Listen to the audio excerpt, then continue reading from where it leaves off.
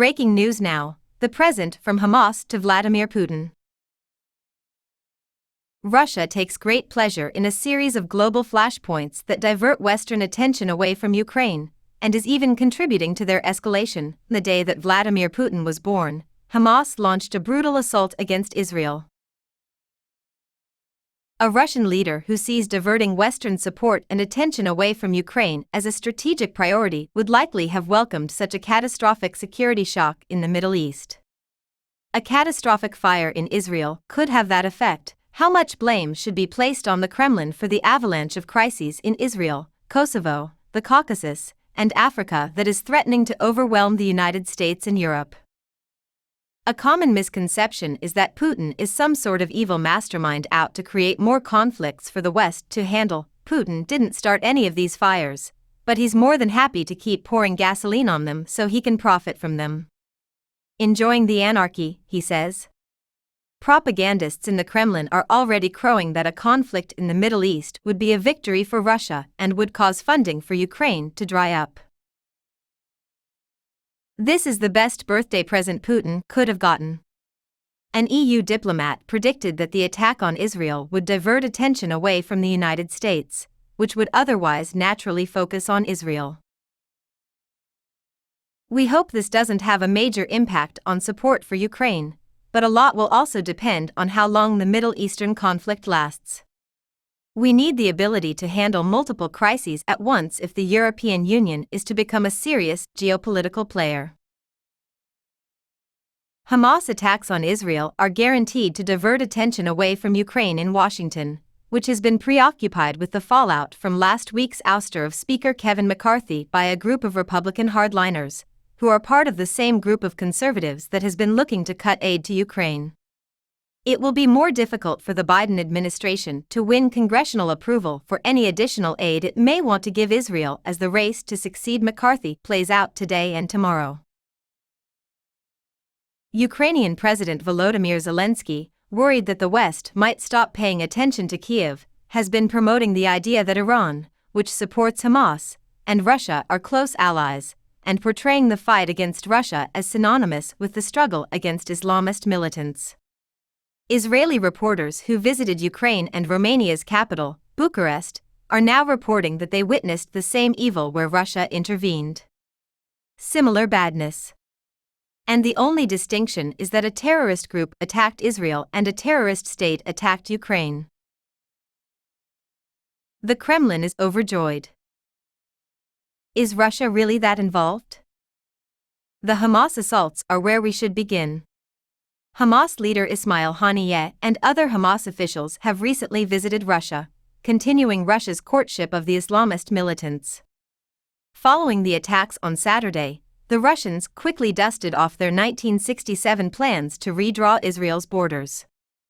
It was almost audible when gloating ex-President Dmitry Medvedev dismissed the Hamas attacks as an expected development and turned his ire against the West after Foreign Minister Sergei Lavrov said the United States' destructive policy was preventing the creation of a Palestinian state. Instead of working toward a peaceful resolution between the Palestinians and Israelis, these morons in the United States have interfered with us by supporting the neo-Nazis in Ukraine, pitting the two closely related peoples against each other, he mocked. Dmitry Peskov, the Kremlin spokesman, argued gleefully that the country's aid to Ukraine would now inevitably decrease. As a result, the process of pumping the Kyiv regime with weapons from a factual, emotional, financial, and technological point of view will enter a downward trend, he predicted, inferring Russia's direct involvement in the attacks from this? That's not likely. When it comes to Hamas access to weapons and funding, Russia plays a much smaller role than Iran does. Former senior U.S. intelligence official Norman Rule argued that Moscow's political support for Hamas emboldened the group to undertake violence, but he also said that any Russian role beyond that was likely to be modest. He told Politico that while Russia can claim support for a peace process with this tactic, it actually draws U.S. naval assets out of the Black Sea and into the eastern Mediterranean, disrupts the region, and shifts attention away from Russia's aggression against Ukraine. Putin's efforts to portray himself as a key player in a global realignment against the West alongside China and Iran are aided by his flirtations with Hamas and support for the Palestinians. Russia's goal, he said just days ago, is to build a new world, and he blamed the West for the conflict in Ukraine, saying that it is a war over the principles on which the new world order will be based. Though it is undeniable that Iran, Russia's ally and primary overseas military supplier, wants a new world order, how directly Tehran gives specific orders to Hamas is open to debate.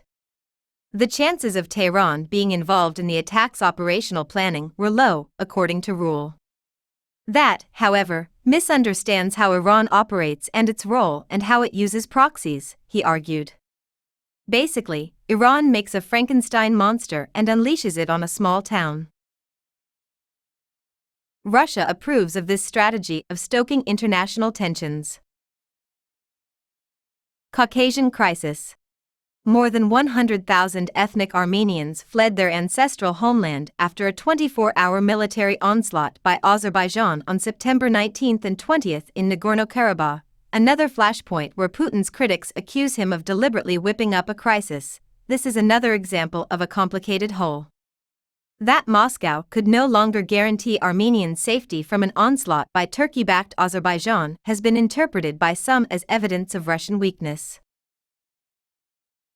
Russia, on the other hand, is implying it deliberately cut off aid to the Karabakh Armenians, increasing the burden on the United States and the European Union to pay for the mass exodus of refugees. Moscow has sent a clear message to Armenian Prime Minister Nikol Pashinyan that it is punishing him by abandoning him for trying to steer his country away from Russia and toward the West. Putin is more likely to have been involved here.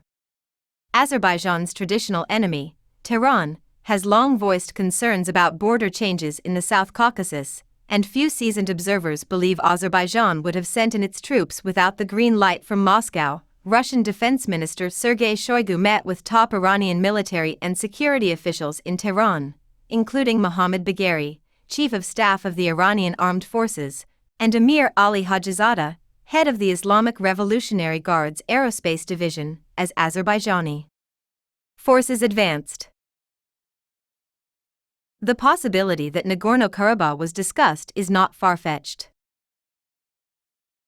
President of the European Council Charles Michel is also leaving little doubt that he believes Putin to be to blame for the disaster in the Caucasus, claiming that the Armenians were betrayed by the inaction of Russian peacekeepers. Discord in the Balkans. Banjska, a village in the Zvin municipality of northern Kosovo, saw an armed group of Serbs clash with police 4 days after Azerbaijan seized Nagorno-Karabakh. There has been speculation that far-right Serbian ultranationalists with ties to Moscow were behind the attack, while Kosovo has blamed Serbian President Aleksandar Vučić. Albanians and Kosovars have claimed for a long time that Russia is the driving force behind their region's renewed conflict.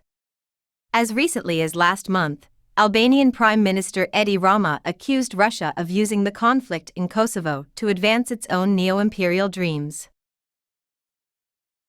A conflict in the Balkans would serve Russia's interests whether Putin takes a direct hand in it or not, because it would provide yet another major diversion for a weary West that is already struggling to maintain its coherence and unity.